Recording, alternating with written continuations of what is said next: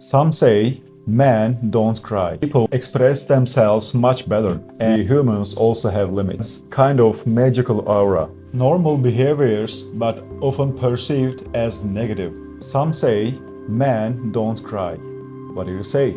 Should men cry when the situation calls for it? Based on the researches or the books I have read, I believe and I can say both men and women should cry when the moment calls for it. But it doesn't mean crying everywhere under all kind of circumstances. Whenever our sadness peaks, we should not hold it back. Crying helps us relax. Yes, crying provides relief. If we suppress our emotions, those pent-up feelings will remain inside and eventually harm us. By disrupting our emotional balance, many psychological problems occur because we fail to express our emotions. Simply put, if you need to cry, just cry without shame. There is nothing to be ashamed of it. It is in our nature. This negative perception is merely cultural norm in some parts of the world. Second, anger.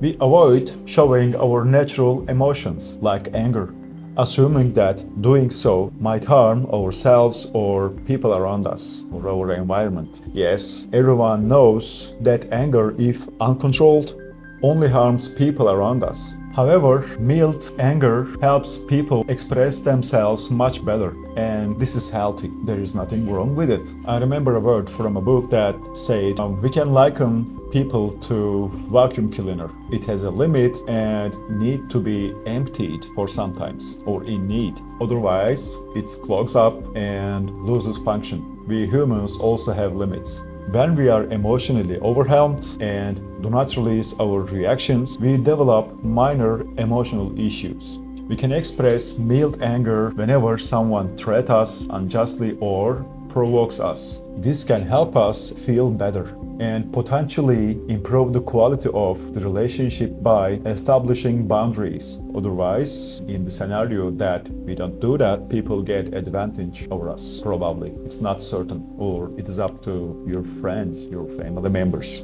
3. Breaking the rules. Rules are made by people after all. Some rules might contain errors, be incomplete, or be outdated. If we try to obey every single rule, people might perceive us as a boring person, or boring friend, boring husband, wife, or so on. Think about the people around you. I'm sure you will find someone who is not strictly bound by rules, but is well balanced. They have a kind of magical aura, kind of charming. But more importantly, check history, recent or ancient ones, both of them. You will see many people who broke the rules and stepped outside the boundaries. They all changed or profoundly affected the world in art, architecture, science, medicine, engineering, technology, and sports. Just imagine how effective, charming, interesting, and exciting their personalities must have been. In the end, as long as we don't exaggerate, stepping outside of certain rules adds color to our life. Also may provide benefits for us and those who are around us. If none of them happens, at least it breaks the monotony. 4. Being a non-conformist or being unconventional. I can guess how surprised you are to hear this. Asking that, where is the positive side of that? But unless exaggerated, being a non-conformist is healthy. Just think about how you would feel if you complied with everything. Perhaps many of you already feel tired and bored.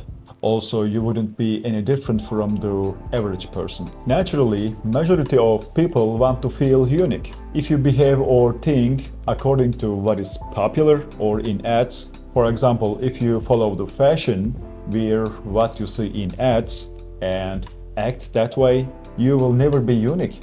You will be just manipulated person or useful customer and someone in the border, not out of the border. Well, instead, you will be manipulated by central source established for profit or by the designer of society. The solution is behave as you wish. If your ways are not accepted by others, it is no problem. Not everyone has to be same. This will probably make you feel better, because it is in our nature after all, nothing to worry about. Well, now my turn.